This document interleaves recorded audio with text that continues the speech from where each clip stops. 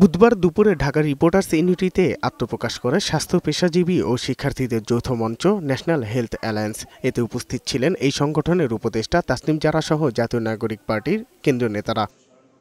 এই সময় তাসনিম জারা বলেন, স্বাস্থ্য যেন ক্ষমতার কাছে কুক্ষিগত না থাকে তা নিশ্চিত করতে হবে। চিকিৎসা পাওয়ার অধিকার তার রাজনৈতিক পরিচয়ের উপরে ডিপেন্ড করবে না, রাজনৈতিক পরিচয়ের উপর নির্ভর করবে না। গত এক বছরে বর্তমান সরকার নিজেদের জনবিচ্ছিন্ন হিসেবে প্রতিষ্ঠা করেছে উল্লেখ করে এনসিপির মুখ্য সমন্বয়ক নাসিরুদ্দিন পাটোয়ারি জানান, সাম্প্রতিক সময়ে বিএনপি নেতা মির্জা ফখরুল ইসলামের বক্তব্য প্রমাণ করে গত এক বছরে বিএনপি মামলা বাণিজ্য করেছে।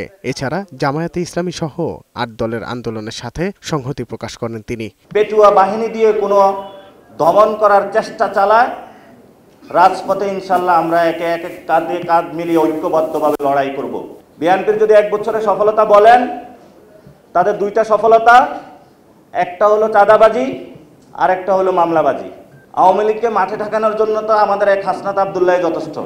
সকল দল একসাথ হয়ে যদি ঐক্যবদ্ধভাবে বাংলাদেশকে রক্ষা না করে, তাহলে বাংলাদেশের ভবিষ্যৎ দুর্গতি রয়েছে। এ সময় দলের দক্ষিণাঞ্চলের মুখ্য সংগঠক হাসনাত আব্দুল্লাহ জানান, সার্বভৌমত্ব রক্ষা ও ফ্যাসিবাদের বিরুদ্ধে ঐক্যবদ্ধ থাকতে হবে। ফ্যাসিবাদ বিরোধী যে রাজনৈতিক ক্রিয়াশীল দলগুলো ছিল, আমরা যেভাবে মাঠে ছিলাম, আমাদের সবার ঐক্যবদ্ধ থাকতে হবে। মিনিমাম জায়গা, একদম বেসিক জায়গা আমাদেরকে একমত থাকতে হবে। বাংলাদেশের প্রশ্নে, ফ্যাসিবাদ বিরোধিতার প্রশ্নে, ভারতীয় আধিপত্যবাদের প্রশ্নে, সাম্প্রদায়িক সম্প্রীতির প্রশ্নে। কোনো কিছুই অরাজনৈতিক নয়, স্বাস্থ্যসহ সব খাতেই রাজনীতি চলে বলেও জানান হাসনাত আব্দুল্লাহ। সাজ্জাদুর রহমান, বৈশাখী সংবাদ, ঢাকা।